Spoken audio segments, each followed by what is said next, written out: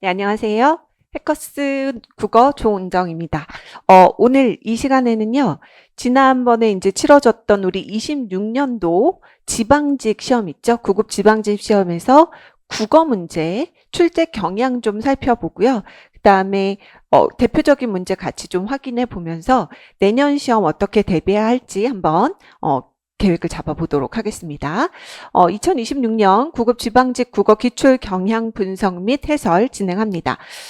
일단은 우리가 4월 달에 치러졌던 구급 국가직 문제하고 그 다음에 지방직 문제하고 좀 비교를 해보면 그 국가직 문제 같은 경우에는 작년 기출 대비 꽤 어렵게 나왔어요. 뭐가 어렵게 나왔냐면 체감 난도가 확 높아진 게 그 논리 논증 쪽 문제가 특히 논리 문제가 좀 어렵게 출제가 됐거든요. 그래서 많은 분들이 예상하지 못했던 그냥 단순 우리 뭐 예제 문제부터 계속 나왔던 작년에 계속 출제됐던 단순 가업 명제를 기화해서 연결고리를 잡아내는 그런 문제들로만 구성되어 있는 거 연습하다가 올해 4월 달에 치러진 국가직 시험에서는 그런 문제가 아니라 그 7급 PSAT 쪽에 나오는 퀴즈 문제 같은 참거진 문제라던가 경우의 수 나눠서 들어가는 정보 정리형 퀴즈가 나왔습니다. 저는 분명히 올해 대비해서 강의 때 그런 문제가 나올 거라고 말씀을 드렸고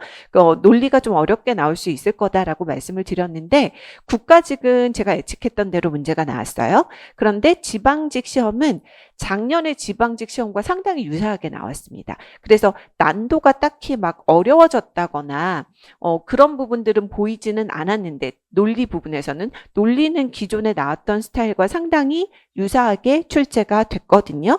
근데 어느 부분에서 좀 어려운 게 있었냐면 오히려 지방직 시험은 논증 문제에서 좀 힘을 줬어요. 그래서 논증 쪽이 좀 까탈스럽게 출제된 문제가 있습니다. 어쨌거나 결국에는 우리가 논리 논증 쪽에서 좀 난이도 높은 문제가 나오면 그 문제들을 거의 대부분 많이 틀릴 거기 때문에 나에게 변별력을 줄 수 있는 그러니까 남들보다 내가 상대적으로 높은 점수 우위에 있을 수 있는 문제는 논리 논증 문제를 얼마나 정확하게 풀어내는지다라는 게 사실은 다시 한번 확인된 시험이었다라고 보실 수 있을 거고요. 그래서 제가 전체적으로 지방직 국어 출제 경향을 한번 정리를 해보면 2025년과 그 유사한 유형들이 출제가 됐는데 논증의 난이도는 좀 상승했다라고 보입니다. 제가 강의할 때 늘 국어 문제는 PSAT 언어 논리와 유사하게 4가지 유형의 문제로 출제가 된다. 이렇게 말씀드렸어요. 그래서 독해 쪽에 해당되는 문제들 우리가 그냥 일반적으로 지문 주어지고 그 지문과 관련해서 독해 문제는 부합하거나 내용 이해죠. 그 다음에 추론 문제. 요런 문제들로 볼 수가 있는데 독해 문제에서 올해 좀 중요하게 다뤄졌다라고 생각되는 부분은 요쪽이에요.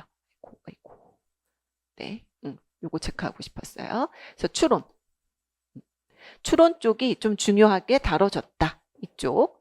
이거는 뭐 국가직 문제에서도 마찬가지였고요. 그러니까 추론 문제가 좀 강화되는 경향이 있어요. 보시면 단순 내용 이해하는 부합 문제는 사실은 한 문제밖에 안 나왔거든요.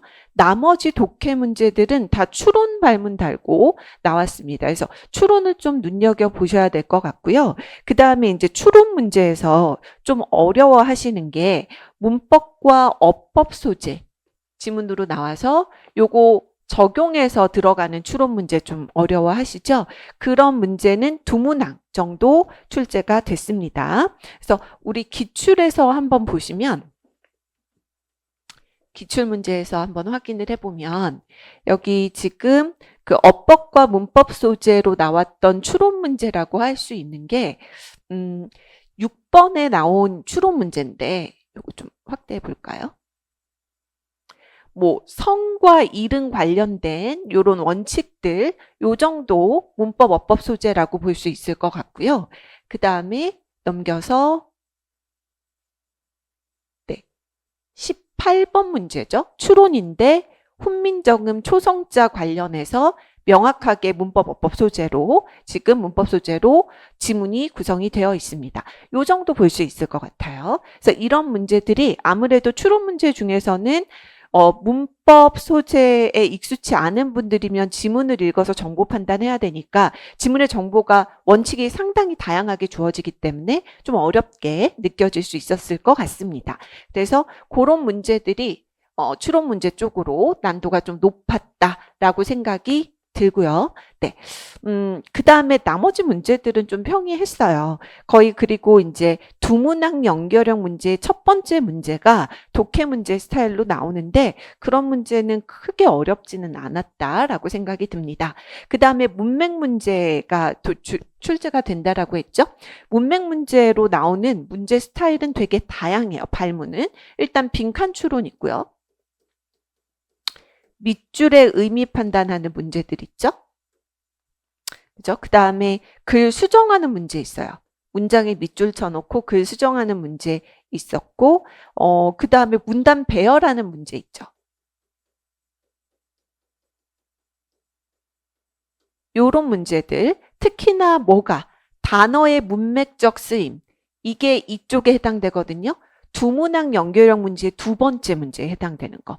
뭔가 용어 같은데 밑줄 쳐놓고 지시어 같은 거 밑줄 쳐놓고 지시하는 바가 같은 거 다른 거 골라라. 동일한 의미를 가지는 표현 골라라. 이런 식으로 나오는 요 부분이 아무래도 강조돼서 출제가 되고 있습니다. 네. 이런 부분들. 그래서 문맥 문제 그러면 이런 유형들이 빠지지 않게 출제가 됐나 한번 확인을 해보면 네, 빠지지 않게 출제가 됐어요. 그래서 우리 확인해보면 1번부터 딱 나오죠. 공공언어 바로 쓰기 원칙 주고 거기에 따라서 수정하는 문제. 요거 문맥 문제 쪽으로 문맥에 이제 이런 어떤 원칙에 따라서 그 공문서에 나와 있는 문장들을 수정하는 거니까 요거 수정 문제 쪽으로 보시면 될 것 같고요. 2번은 문단 배열 문제. 문맥 문제에 해당이 되죠. 그 다음에 3번 문제. 빈칸 추론 문제입니다. 역시 문맥 문제에 해당이 될 거고요. 4번도 빈칸 추론 문제예요.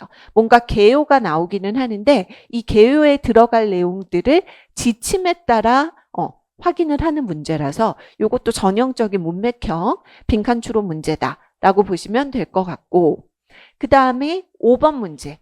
전형적인 문장 수정 문제. 그래서 이거 한 문제씩 계속 나오고 있죠. 그래서 문맥에 따라서 문장 수정하는 대표적인 문맥 문제다라고 보시면 되겠고요.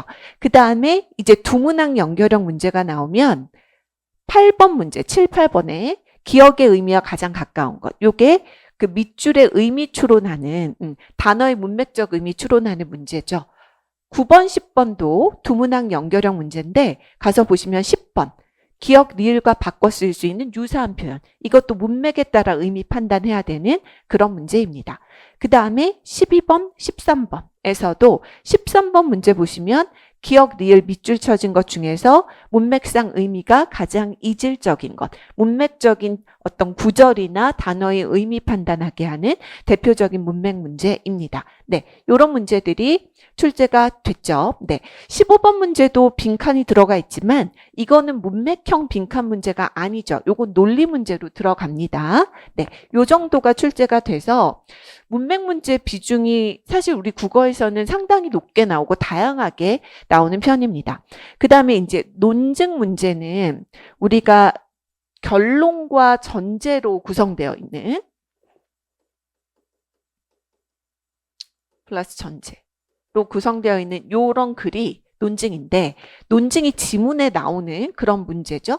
그래서 논증 문제로 대표적인 발문이 이제 뭐가 있냐면 강화, 약화, 평가 이런 발문 나오고요. 그 다음에 분석.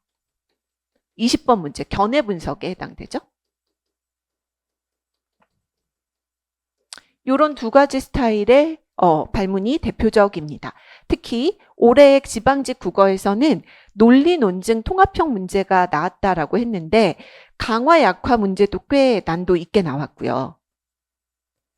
그 다음에 발문이 분석인데 얘랑 통합돼서 나온 문제가 있어요. 이런 게 어떤 문제였냐면 다시 가서 볼까요? 논증 문제는 뒷부분에 거의 배치가 되어 있죠. 그래서 지금 보시면 여기 16번 문제. 요게 이제 좀 중요한 문제예요. 다음 글을 분석한 내용으로 적절하지 않은 것이라고 나오는데 도대체 뭘 분석하는지 확인을 해보시면 선택지에 이런 표현 들어가 있잖아요. 기억 강화된다, 약화된다. 그래서 강화, 약화 여부를 분석과 통합해서 앞쪽에 1, 2번 선택지는 기억이 참이라면 기억이 거짓이라면 이런 내용 자체가 결국에는 논리적인 부분까지 포함시킨 논증 문제라고 보시면 됩니다. 원래 7급 언어논리 시험에서도요. 논리와 논증이 통합되어 있는 문제가 나오면 난도가 높아져요. 이 문제 어려우셨을 거예요. 이따가 한번 요거는 같이 볼게요. 그렇게 출제가 됐고 또 있죠. 요거로 끝이 아니고 19번 문제 논지 강화 문제. 전형적인 논증 문제고 그 다음에 20번 문제 대화 분석하는 거 이게 견해 분석 문제라고 보시면 됩니다. 이렇게 강화 약화 분석 문제들이 출제가 됐고 난도가 꽤 높게 출제가 됐다라는 거를 확인해 보시면 되겠습니다. 그 다음에 이제 논리 쪽은 국가직만큼 어렵게 나오지 않았어요. 기존에 나오던 패턴들대로 그냥 원래도 우리 이 논리 퀴즈하고요. 그 다음에 전제, 추가해야 할 전제 찾기죠. 그 다음에 논증의 타당성 판단하는 문제. 요 세 가지가 언어 논리에서도 매년 출제되는 논리 문제 유형인데 요거 딱딱 한 문제씩 나왔습니다. 확인해 볼까요? 보시면 우리 앞쪽에서 15번. 여기 아까 빈칸인데 이게 그냥 빈칸 문제가 아니라 이거 추가해야 할 전제 자리에 빈칸 처리되어 있기 때문에 요거 논리적으로 기화해서 풀어내는 게 좋습니다. 옆에 있는 17번 문제. 다음 진술이 모두 참일 때 반드시 참인 거 요거 논리 퀴즈죠. 라고 보시면 되고 그 다음에 우리 그거 있을 거예요. 그 빈칸 들어가 있는 게 하나 더 있을 텐데 11번. 여기 빈칸에 들어갈 결론이라고 되어 있잖아요. 이 부분. 가나다를 전제를 하고 따라서 결론 나오는 거라 이게 논증의 타당성 판단하는 문제죠. 이렇게 세 문제 하나씩 출제가 됐고 비중도 작년하고 동일하다라고 보여집니다. 난도도 크게 어렵지는 않았고요. 작년에 나왔던 스타일이었기 때문에 그렇게 보면 지방직 국어 문제 유형별 비중 봤을 때 독해 문제 6문항 나왔고요. 문맥 8문항, 논증 3문항, 논리 3문항. 논리 논증 합쳐서 보시면 6문항 정도로 보시면 돼서 25년 지방직하고 유형 똑같이 비중 똑같이 출제가 됐습니다. 국가직하고 비교해 보면 비슷비슷하게 나오는데 문항수가 이제 앞으로 늘어난다라고 하면 논리 논증 쪽이 좀 더 늘어날 가능성이 있다라고 예측이 됩니다. 요 정도. 그래서 난도 자체는 크게 높지는 않았다라고 판단이 되어지고요. 그러면 우리 앞서 봤던 것처럼 이런 논리 논증 문제들 좀 어려웠던 거 제가 아까 16번 문제 같이 보겠다고 했죠. 독해와 문맥과 논증과 논리 쪽에서 대표적인 문제 하나씩 저랑 같이 확인해 보면서 어떤 식으로 문제가 출제가 되는지 어떤 식으로 이제 공부를 해야 될지를 한번 생각을 해봅시다. 일단은 우리 독해 문제 쪽에서 먼저 하나를 보려고 하는데 독해 문제는 아까도 말씀드렸다시피 추론 쪽이 조금 어렵게 출제되고 있기 때문에 그 추론 중에서도 이런 18번 문제처럼 문법이나 어법 소지의 지문이 들어가 있고 거기서 원칙을 잡아서 좀 적용해야 되는 그런 문제들을 확인을 해볼 필요가 있다. 그래서 18번 문제 저랑 한번 같이 보겠습니다. 기존에 공부를 하셨던 분들이라면 기존 국어 문제 때부터 공부를 하셨던 분들이면 문법을 굉장히 열심히 공부하셨을 거기 때문에 요 지문에 나와 있는 내용들은 다 알고 있는 내용일 수 있어요. 그러면 새로 들어온 친구들은 너무 불리하지 않느냐, 수험생분들은 불리하지 않느냐라고 생각할 수 있는데 이 시험이 출제 경향이 이런 식으로 바뀌게 된 건 뭐냐면 암기형 문제에서 탈피하겠다라는 거예요. 적성 시험 형태로 돌리겠다라는 거거든요. 그래서 곧 이제 9급에도 필세 도입되는 얘기 나오고 있고 그 과도기적 상황에서 국어 문제가 조금 필셋에 언어 논리스럽게 바뀐 거니까 어떤 부분을 연습하셔야 되냐면 예를 들어 18번 문제 나 시험장에서 어려웠어. 그리고 뭐 틀렸어. 하시는 분들은 그럼 문법 공부를 해야겠다라고 생각하시면 안 돼요. 방향을 그렇게 잡으시면 안 되고 지문을 읽고 이 지문에서 찾은 정보를 내가 어느 정도까지 필요한 정보를 잘 찾았고 선지와 매칭을 잘 했는지 어떤 부분에서 실수가 있었는지 그 부분을 보셔야지 내가 문법의 배경 지식이 없어서 이 문제를 틀렸다라고 생각하시면 절대로 안 됩니다. 그래서 문법 공부하는 쪽으로 방향을 틀어서는 안 돼요. 그럼 뒷걸음질 치시는 거예요. 지금 나가고 있는 구급 국어 시험이 나아가고 있는 방향에서 딴 쪽으로 가시는 거기 때문에 일단 이 부분 틀린 분들은 지문의 정보를 어떻게 처리해야 될까? 여기에 초점을 맞춰서 저랑 다시 한번 보시면 좋겠습니다. 일단 발문이 추론이에요. 그러면 발문이 추론이다. 요거 제가 독해형 문제, 밀독형 문제라고 말씀드리죠. 내려가서 선택지를 먼저 확인해 보는 게 좋습니다. 그래서 어떤 거를 물어보는지 선지를 통해서 확인을 한 다음에 거기에 맞춰서 지문의 정보를 한번 확인을 해보는 거죠. 그러면 1번에 옛 이응과 히읗, 그 사례가 다 들어가잖아요. 그죠? 이런 것들은 어떤 모양을 만든 기본자, 디귿보다 티귿이 소리가 세고 이런 얘기들이 나와 있습니다. 뭐 아음, 설음, 순음, 치음, 후음의 분류 체계를 새로 만들어 기본자를 정하였다. 훈민정음과 관련된 이 기본자 만드는 원칙들이 제시가 되어 있는 것 같거든요. 지문을 한번 읽어볼게요.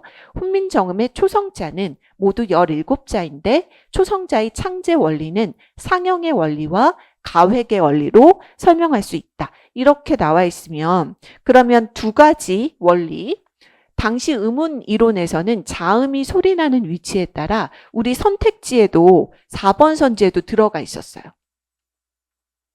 이렇게 아음, 설음, 순음, 치음, 호음으로 나누어져 있었다. 훈민정음을 창제할 때는 이 분류 체계를 도입하여 기본자, 기역, 니은, 미음, 시옷, 이응을 만들었다. 그러니까 이게 이렇게 연결이 되겠죠. 그죠?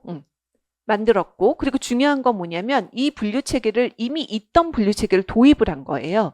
그래서 적절하지 않은 거 찾는 건데 4번에서 훈민정음을 창제할 때 아음, 설음, 순음, 치음, 후음의 분류 체계를 새로 만들었다라는 부분이 틀린 거죠.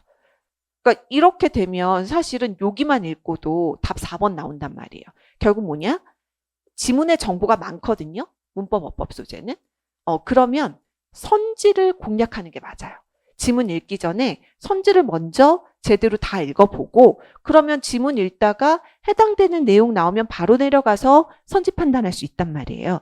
4번이 일단은 적절하지 않은 걸로 바로 정답이 나올 거고요. 나머지 정보 처리하는 것도 한번 연습해 볼게요.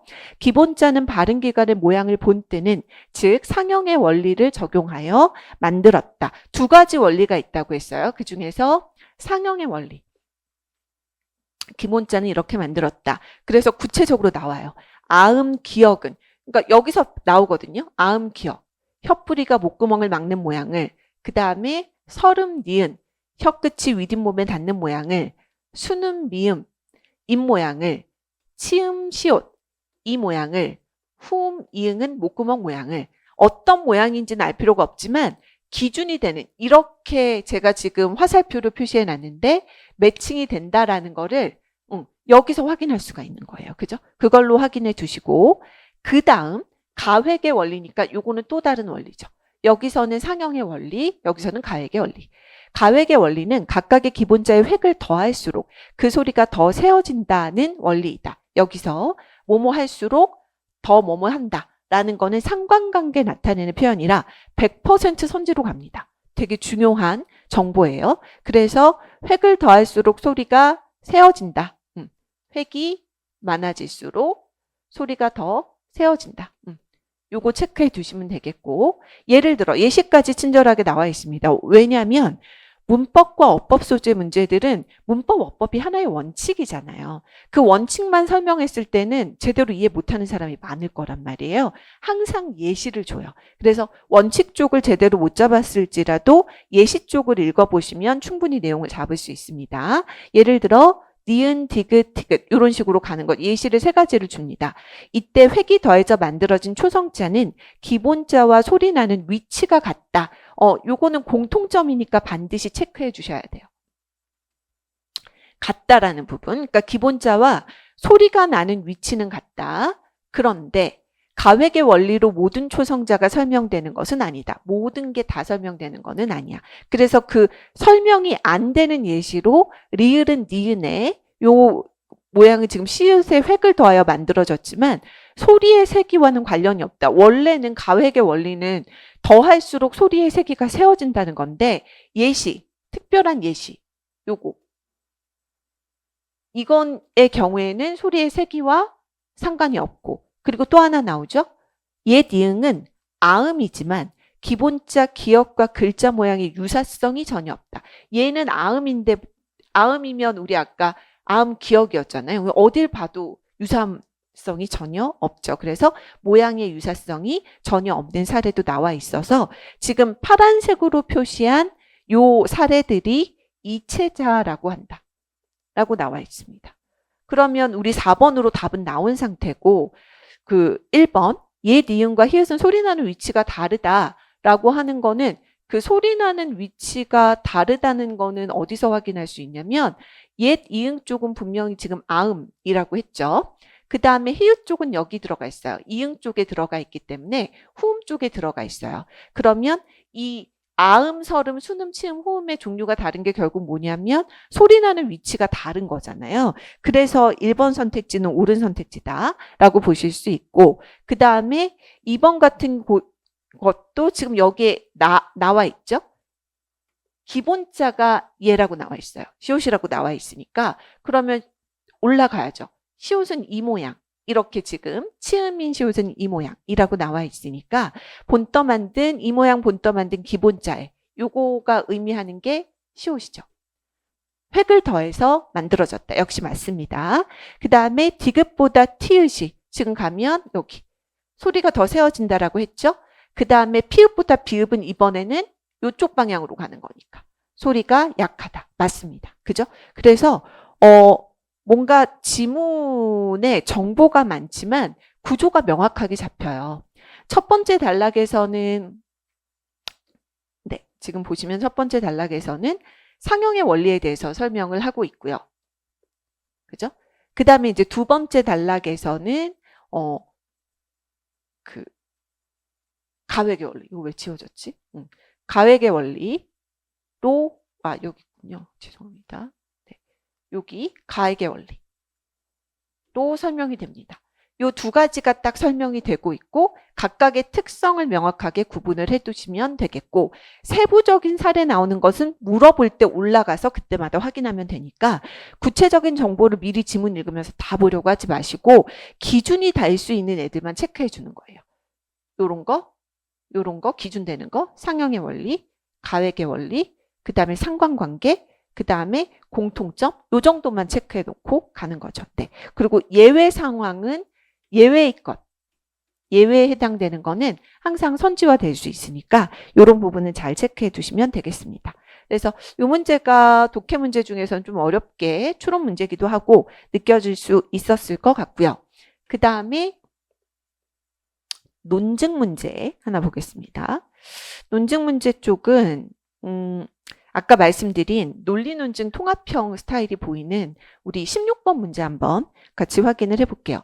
분석한 내용으로 적절하지 않은 것이라고 되어 있고 밑줄 친 부분이 눈에 보일 겁니다.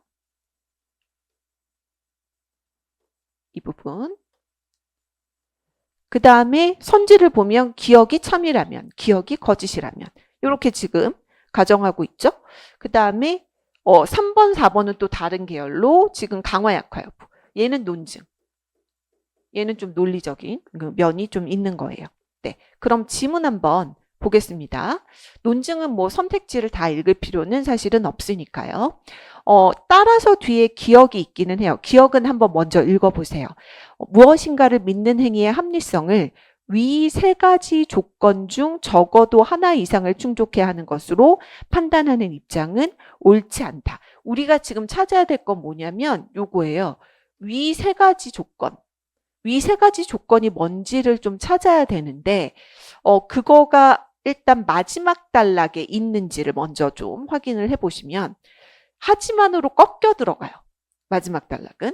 이러한 입장에 따르자면 내 앞에 있는 친구가 기계가 아닌 사람이라는 당연한 상식을 믿는 것조차 합리적일 수 없다. 또한 내가 눈을 감고 있을 때 그 친구가 내 앞에 있다고 믿는 것도 합리적일 수 없다. 이러한 믿음은 우리 감각이나 의식에 근거한 확실한 사실도 아니고 이를 입증할 어떤 한 논증도 존재하지 않기 때문이다. 이 감각이나 의식에 근거한 확실한 사실인가?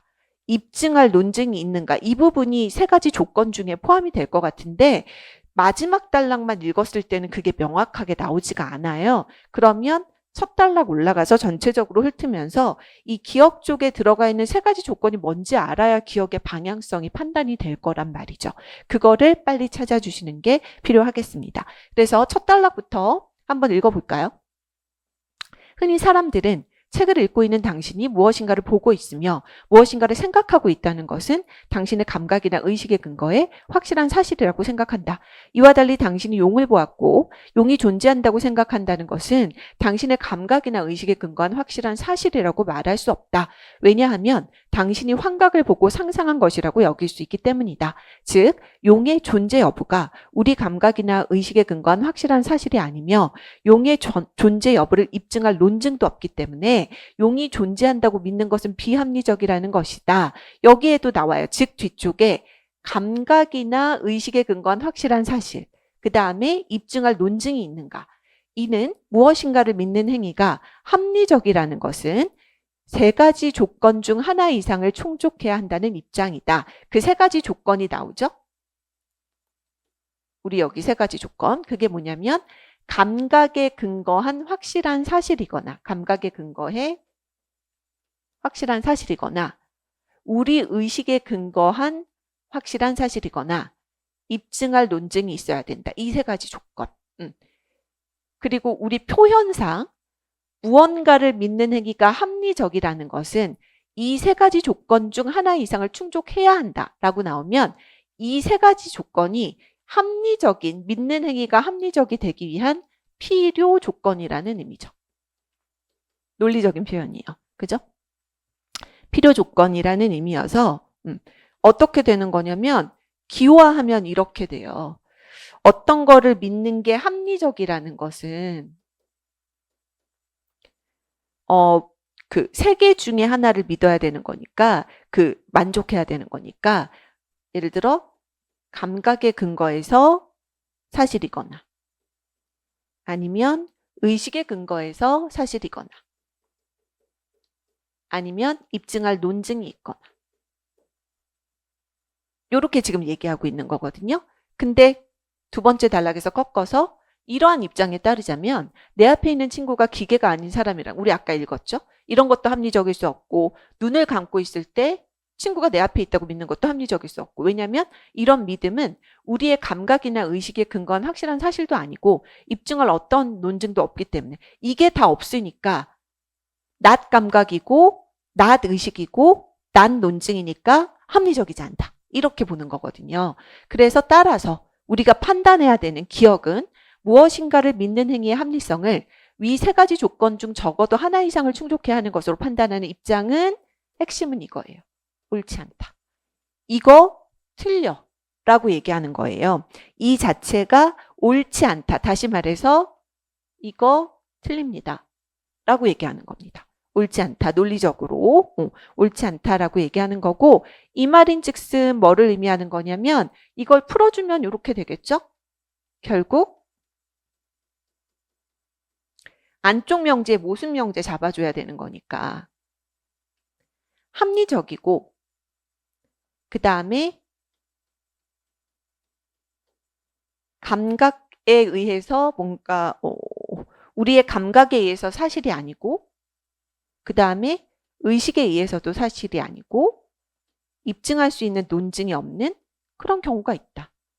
합리적 그 믿는 행위가 합리적이어도 이런 거를 충족하지 않을 수 있다라는 얘기입니다. 그죠? 기억은 요게 얘가 옳지 않다라고 판단하는 거니까 요 부분이 결국 이 부분이 기억에 해당되는 내용이다 라고 보시면 돼요. 뒤에 계속 읽어볼게요. 만약 그 입장이 옳다면 여기서 말하는 그 입장은 어떤 입장이에요? 이거예요. 합리적이라면 이거거나 이거거나 이거여야 해. 근데 그 입장이 옳다면 우리 삶에 보편적으로 통용되는 상식을 믿는 것조차 비합리적인 것이 된다. 이걸 받아들이면. 그러니까 옳지 않다라고 보는 거예요. 그렇게 되면 우리는 보편적 인간의 삶을 영위할 수 없다. 그래서 그러한 상식을 믿는 것이 비합리적이라는 것은 결코 받아들일 수 없다. 이렇게 결론 내고 있습니다. 그러면 일단 쉽게 판단할 수 있는 게 강화 약화 여부 방향성 판단은 좀 쉽죠. 명확하게 기억이 설정이 되어 있으니까. 그럼 3번 한번 볼게요. 우리 삶에 보편적으로 통용되는 상식을 믿는 것이 비합리적임을 받아들일 수 있다면 이 얘기 어디서 나왔냐면 여기 그대로 나와 있어요. 우리 삶에 보편적으로 통용되는 상식을 믿는 것이 비합리적이다. 이거를 받아들일 수 있다. 라는 얘기는 무슨 얘기냐면 이 밑줄 친 기억, 이게 옳지 않다라고 하는 건데 얘는 그 입장이 옳았을 때 이거가 비합리적일 수 있다라고 얘기하는 거잖아요. 그럼 이 비합리적인 거를 인정하게 되면 그 입장이 옳다라는 얘기니까 기억에서 옳지 않다라고 얘기하는 걸 옳다라고 지금 얘기하고 있는 거거든요. 그러면 얘는 명확하게 기억과는 반대 방향이 됩니다. 이 얘기 자체는. 기억에서 반대하는 주장을 받아들였을 때 이 얘기가 나오는 거니까. 그죠? 그래서 요 얘기는 기억과 반대 방향의 진술이다. 그러면 약화된다. 맞죠? 그 다음에 4번. 도깨비의 존재 여부를 입증할 논증이 있고 도깨비가 존재한다고 믿는 것이 합리적이다. 라고 한다면 이 말인 즉슨 논증이 있어요.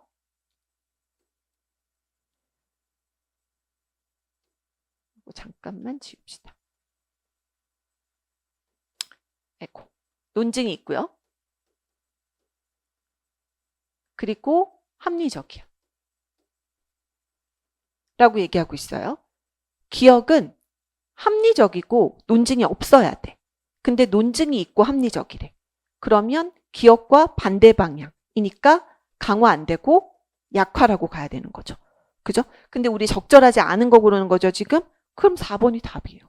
바로 4번 강화 약화 여부만 따져도 답 나올 수 있습니다. 그래서 이게 내용 자체가 좀 헷갈릴 여지가 있기 때문에 논리적으로 딱 파악을 해두면 그래서 이거 강화 약화 판단하는데 이런 논리 구조가 계속 쓰이는 거거든요. 이런 거 같은 게. 그래서 논리 논증 통합형 문제라고 하는 거고 이 논리와 논증이 통합돼서 나오는 문제는 지금 5급도 그렇고 7급도 그렇고 굉장히 트렌디한 문제입니다. 굉장히 많이 자주 출제되고 나왔다 하면 변별력 있는 문제로 사용이 되는 거죠. 난도 좀 높게 나오고 있고 올해 우리 기출에서도 이런 부분들이 좀 보이고 있고요. 그 다음에 뭐 1번 기억이 참이라고 받아들이면 용이 존재한다고 믿는 것이 반드시 비합리적인 것은 아니다. 이 입장 옳지 않다라고 얘기하고 있는 거니까. 그 다음에 기억이 거짓이라면 얘를 받아들이지 않는 거죠. 우리 삶에 보편적으로 통용되는 상식을 믿는 것조차 비합리적인 것이 된다. 기억이 거짓이라는 거는 이 입장을 받아들이는 거예요. 그 입장. 그러니까 기억이 반대하는 입장을 받아들이게 되면 이게 보편적인 것조차 비합리적인 것이 된다라고 명확하게 얘기가 나와 있기 때문에 2번도 옳다라는 거는 거의 일치부합 스타일로 확인할 수 있습니다. 그래서 3, 4번 선택지 판단할 수 있었는지 요거 확인해 보시는 게 중요하겠습니다. 늘 말씀드리지만 정확하게 판단해야 돼요. 강한지 약한지 무관인지 대충 때려서 옳고 그름으로 판단하는 거 아니에요. 방향성으로 명확하게 판단해 주셔야 강화 약화 논증 문제 조금씩 어려워질 건데 거기에 대비하실 수가 있습니다. 그래서 논증 문제 이걸로 확인을 한번 해봤고 우리 논리 문제 바로 연달아 풀어볼까요? 17번 문제 한번 보겠습니다. 이게 논리 퀴즈 문제라고 했잖아요. 논리 퀴즈 문제는 그냥 그 가업 명제 연결하는 스타일로 문제가 나왔고 게다가 여기 확정적인 정보도 좋습니다. 가장 쉬운 세팅이에요. 그래서 요거 기화 한번 해볼게요. 1번은 금리가 인상되고, 그럼 금리라고 합시다. 금리 인상되는 거를 고니까 end죠?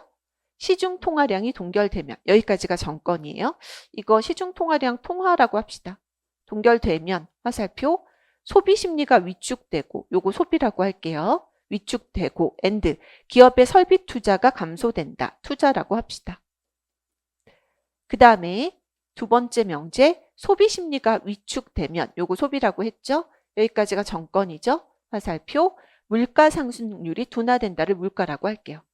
그리고 3번에 물가 상승률이 둔화되지 않는다라고 했으니까 난 물가가 요게 확정적인 정보라는 거죠. 그죠? 얘가 확정이 되는 순간, 얘가 확정이 되는 순간 2번 명제를 대우 명제로 만들어야죠. 난 물가, 화살표 나 소비 이렇게 갈 거라 얘가 확정이기 때문에 얘도 당연히 확정, 참이 되는 거고요. 왜냐면 다음 지술이 모두 참일대를 가정하고 있는 거니까 이 가업 명제에서 정건이 참이면 후건이 반드시 참이 될 수밖에 없잖아요. 전체 명제 참이라고 났을 때 진리표 적용하는 겁니다. 그 다음에 1번의 대우 명제 또 만들어 보면 여기에 낫소비가 들어갈 수 있잖아요. 대우 명제로 만들면 그럼 1번의 대우 명제를 좀 복잡하니까 여기다 좀 적을게요. 칸이 별로 없어서 1번의 대우 명제 여기다 적어봅니다. 낫소비 5원 낫투자 화살표 낫금리 5원 낫통화 이렇게 갈 거예요. 지금 낫소비가 확정이에요. 선언지죠? 둘 중에 하나만 만족해도 화살표 타고 후건으로 넘어갈 수 있어요. 그러면 후건도 5억이기 때문에 둘 중에 하나만 만족하면 되는데 어쨌거나 얘는 참이에요.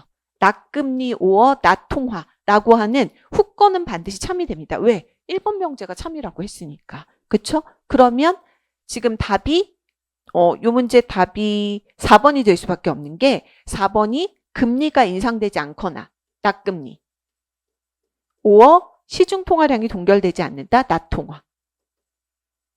똑같잖아요. 요거 반드시 참이라고 했잖아요. 얘는 참이 될 수밖에 없다. 반드시 참되는 거 4번일 수밖에 없죠. 이런 식으로 찾아주시면 됩니다. 그래서 명제 연결해서 기화하는 거는 기본 중에 기본이에요.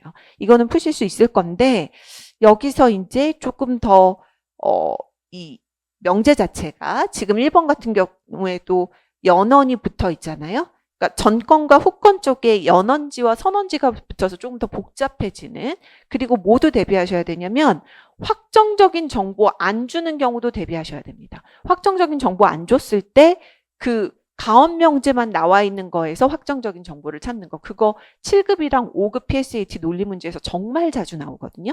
이런 거보다 훨씬 자주 나올 거예요. 우리 시험에서도 대비하셔야 되고요. 네. 그런 것들 이제 기본 강의 통해서 제가 다 말씀드릴 거고요. 그 다음 마지막으로 우리 문맥 문제 하나 봅시다. 문맥 문제는 아무래도 뭐가 많이 나오냐면 두문학 연결형 문제에서 그 어떤 단어나 구절의 문맥적 의미 파악하는 문제들이 많이 나오니까 그 중에서도 좀 그래도 어렵게 생각됐던 게 제가 봤을 때는 12, 13번 문제에서 13번 문제 정도 좀 어렵게 느껴질 수 있을 것 같은데 그걸로 한번 확인을 해볼까요? 어차피 12번 문제 연결되어 있으니까 전체적으로 한번 봅시다. 두문학 연결형 문제는요. 문제를 먼저 확인하셔야 돼요. 그래서 문제 2개의 지문이 하나 딸려 있는 거니까 애초에 내가 지문을 읽을 때 어떤 부분에 집중해야 되는지를 알고 들어가시는 게 좋고, 두문학 연결형 문제는 아무래도 지문이 한 문제짜리보다는 길거든요. 정보량이 그만큼 많다는 거니까 선지를 통해서 어떤 정보에 집중할지 기준을 잡아놓고 가시는 게 좋습니다. 그러면 13번 문제 같은 경우에는 문맥상 의미가 가장 이질적인 거를 찾아야 되니까 지문을 읽으면서 애초에 그냥 밑줄 친 부분 기억, 니은, 디귿, 리을 나왔을 때 같은 편으로 묶이는 애들끼리 표시를 해주셔야 돼요. 하나만 따로 놓을 거잖아요. 이질적인 애 찾으라고 하니까. 그거 찾아보시면 되고, 그 다음에 12번 문제는 이해한 내용.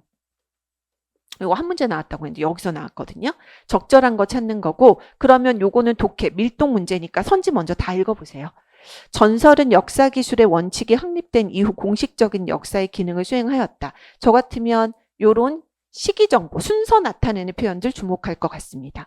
그 다음에 역사적 이야기는 신성한 이야기에서 전설로 질적 전환이 일어나는 과정에서 산출된다. 지금 1, 2번만 봐도 단어가 전설도 나오고요. 역사도 나오고요. 그 다음에 2번도 역사적 이야기 나오죠. 그 다음에 신성한 이야기 나오죠. 또 전설 나와요. 3번 과거에 있었던 일을 어떻게 구성하느냐에 따라 전설이 되기도 하고 역사가 되기도 한다. 4번 증거물이 사라진 후 전설 향유층은 공식적 역사와 다른 방식으로 자신의 목소리, 이것도 뭔가 시기 정보가 있는 거잖아요. 순서나 시기 정보. 그런 거 위주로 지문 한번 볼게요. 전설은 증거물에 대한 이야기이며 전설 얘기가 먼저 나오니까 체크 하나 합시다. 전설 계속 반복돼서 나왔죠. 어떤 사건을 증거물에 담아 전하는 이야기이다. 그럼 이건 전설에 대한 설명이죠. 기억은 이 부분은. 뒷산의 바위, 마을의 연못, 산사의 종 같은 증거물은 우리의 실제 삶에서 직접 확인할 수 있는 것이다. 전설은 허구적이지만 증거물이 있기 때문에 역사와 밀접한 관계를 맺는다. 일단 허구적이라고 했고요. 전설에 대해서. 근데 증거물이 있다라고 했기 때문에 역사와 밀접한 관계를 맺는데요. 역사와 공통점이 지금 얘기되고 있죠. 밀접한 관계. 차이점이 언급될 줄 알았는데 일단은 공통적인 얘기를 하고 있습니다. 종교의식 중에 낭독되는 성인이나 순교자의 신성한 기적 이야기. 이 전설의 어원을 요거 제가 찾아보니까 라틴어라서 레고라고 읽는다고 하더라고요. 에서 찾기도 한다라고 나왔는데 그러면 전설의 어원 계속 전설 얘기하고 있는 거예요. 종교의식 중에 낭독되는 성인이나 순교자의 신성한 기적 이야기가 점차 사실이라고 믿어지게 되면서 특정한 때와 장소, 주인공을 구체적으로 설명하는 이야기로 변하였다. 신성한 이야기에서 역사적 이야기로의 질적 전환을 도모하는 과정에서 산출된 이야기 양식이 전설이라는 것이다. 전설에 대한 설명이 첫 단락에 계속 나와 있습니다. 신성한 이야기에서 역사적 이야기로 이렇게 전환이 되는 그 과정에서 산출된 게 전설이다. 라고 얘기가 나오죠. 그래서 선지 내려가서 12번 중에 하나 확인해 봐야 될 게 여기 질적 전환 얘기가 나오는 선택지가 있었어요. 2번. 그러면 지문에서 얘기되고 있는 거는 신성한 이야기가 역사적 이야기로 질적 전환이 일어나는 과정에서 산출되는 이야기 양식이 전설이라고 했기 때문에 주어도 틀리죠. 역사적 이야기에서 그러니까 신성한 이야기에서 전설로 가는 게 아니라 역사적 이야기로 질적 전환이 일어나는 가운데 나오는 게 전설이에요. 역사적 이야기와 전설의 위치가 바뀌었다고 보실 수 있어요. 그래서 2번은 옳지 않고요. 그 다음에 밑줄 친 니은까지 읽었는데 기억도 그렇고 니은도 그렇고 전설과 역사의 어떤 그 밀접한 관계를 맺는 유사안정, 공통점 이런 것들 언급하는 것 같고요. 그 다음에 그 다음 단락 가시면 전설과 역사의 관계는 어떻게 이해해야 할까라고 해서 문제제기 부분이 나옵니다. 이 부분 전설과 역사의 관계. 역사는 과거에 있었던 일을 사실적으로 구성하는 반면 전설은 허구적으로 구성한다는 점에서 뚜렷이 구별된다. 이제는 차이점이 나오는 거예요. 그죠? 그래서 역사 쪽을 세모로 잡읍시다. 사실적으로 구성하고요. 전설은 허구적으로 구성한다. 그렇지만 꺾여요. 둘 다 이야기를 만들어 둘 다면 또 공통점이죠. 현실에 대한 언어적 이미지를 제공하는 방식으로 과거의 공백을 채운다는 점은 공통적이다. 그 공백을 사실적으로 채우는 이야기냐 허구적으로 채우는 이야기냐의 차이가 있을 뿐이다 라고 나옵니다. 그러면 사실적으로 채우느냐 허구적으로 채우느냐 이런 부분들 얘기를 지금 하고 있고 그 다음에 실제로 공식적 역사 기술의 원칙과 전형이 만들어지기 전까지 전설은 큰 범주에서 역사로서 기능하기도 했다. 이렇게 나오죠. 그러면 이제 그 허구적으로 채우는 이야기냐의 차이가 있을 뿐이다. 그러면 요거 허구적으로 채우는 이야기라는 거는 아까 사실적으로 채우는 거는 역사 쪽으로 얘기가 됐고요. 허구적으로 채우는 이야기 쪽은 이 전설은 허구적이지만 증거가 있기 때문에 역사와 밀접한 관계를 맺는다고 첫 단락에서도 얘기가 나왔었거든요. 그죠? 그러면 뒤에 계속 읽어보면 그러나 꺾여서 전설은 공식적인 역사와 거리를 가진다. 그러면 여기서 또 어떻게 들어가는 거냐면 결국에는 실제로 공식적 역사 기술의 원칙과 전형이 만들어지기 전까지 전설은 큰 범주에서 역사로서 기능하기도 했다. 우리 아까 요거 후냐 전이냐 이거 이후 표현 여러 번 나왔었죠. 그죠? 1번에서 보면 전설은 역사 기술의 원칙이 확립된 이후 공식적인 역사의 기능을 수행했다. 근데 아니라 전까지. 근데 공식적인지도 알 수 없어. 그죠? 그래서 요 부분 그 두 번째 단락이죠. 두 번째 단락의 마지막 부분에서 지금 1번 선택지가 옳지 않다라는 것도 확인할 수 있을 거고요. 결국에는 허구적으로 채우는 이야기다. 여기까지도 결국엔 그 뭔가 전설이 역사로서의 역할도 하는 거고, 그러니까 우리 아까 봤던 요 표현 있죠. 전설과 역사 간의 밀접한 관계를 가진다라는 거를 제시해 줄 수 있는 내용들이에요. 어떤 사건을 증거물에 담아서 전한다. 성인이나 순교자의 신성한 기적 이야기, 허구적으로 채우는 이야기, 이런 것들이 그런 부분에 속할 수 있을 것 같은데, 그러나로 이제 꺾어 들어가면 전설은 공식적인 역사와 거리를 가진다 라고 얘기가 되어 있죠. 그래서 이 공식적인 역사와 전설은 거리를 가진다, 차이가 있다라고 분명히 얘기하고, 전설 향유층은 공식적인 역사와 뚜렷이 구별되는 이야기를 만들고 전하였다. 과거의 공백에 특정한 시간과 욕망을 투영하여 공식적인 역사 기록에서 누락되거나 감추어져 있던 일을 자신들의 목소리가 담긴 이야기로 만들었던 거다. 그러면 리을 쪽은 명확하게 공식적인 역사와 차이가 나는 전설만의 특성이 되는 거죠. 그죠? 즉 그들은 공식적 역사의 이면에 작동하는 자신들만의 역사를 구축하여 오늘날까지 전설의 전승력을 유지해 왔던 거다. 그러면 사실 내려가서 13번 문제. 문맥상 의미가 가장 이질적인 거는 기억, 니은, 디귿은 그래도 전설과 역사 간에 공통적으로 들어가 있을 수 있는 부분들을, 그러니까 밀접한 관련이 있다라고 얘기하고 있는 부분들을 제시하고 있는데 반해서 리을은 명백하게 마지막 단락이 그러나로 꺾여서 들어가면서 전설과 공식적인 역사 간의 차이점을 명백하게 언급하고 있기 때문에 리을 쪽이 이질적이다라고 보실 수 있겠다. 그 다음에 우리 12번 문제는 지금 1번, 2번 틀렸다는 거 확인했고요. 그 다음에 3번 선택지에서 과거에 있었던 일을 어떻게 구성하느냐에 따라 전설이 되기도 하고 역사가 되기도 한다. 이건 거의 지문의 중심 내용에 가깝죠. 그죠? 뭔가 어떻게 허구적으로 채우느냐. 공백 자체를. 그 다음에 과거에 있었던 일을 사실적으로 구성하느냐. 이 부분이 핵심이 될 것 같습니다. 반면으로 딱 구분이 되어 있죠. 거기에 따라서 과거에 있었던 일을 어떻게 구성하느냐에 따라 전설이 되기도 하고 역사가 되기도 한다. 이게 글을 제대로 이해하고 있는 내용, 옳은 내용이라고 보시면 되고요. 4번에 증거물이 사라진 후 전설 향유층은 공식적 역사와 다른 방식으로 자신의 목소리를 드러냈다. 그 전설 향유층이 공식적 역사와 다른 방식으로 자기 목소리를 드러냈다는 거는 마지막 단락 쪽에 나와 있기는 해요. 그런데 이게 증거물이 사라진 후에 그렇게 됐다? 이건 아닙니다. 그죠? 3번만 옳은 선택지로 보시면 되겠습니다. 네. 요 정도 해서 그 우리 국어에 나오는 4가지 그 유형, 독해, 그 다음에 우리 논증 봤고요. 논리, 그 다음 문맥 쪽에 해당되는 문제에서 대표적인 올해 기출 문제들, 지방직 기출 문제들을 확인을 해봤습니다.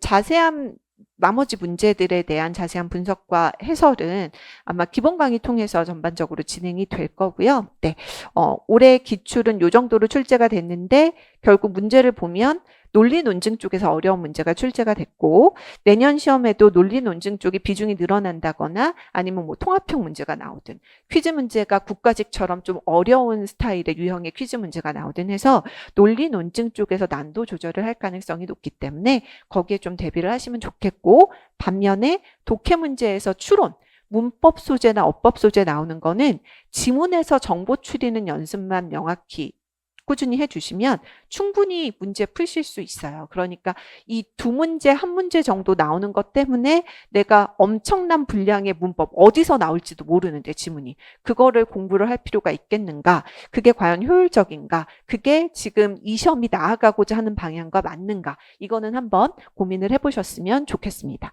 예, 저는 잘 준비해서 기본 강의 때 또 여러분 찾아뵙도록 하겠습니다. 오늘 특강은 여기서 마무리하겠습니다. 감사합니다.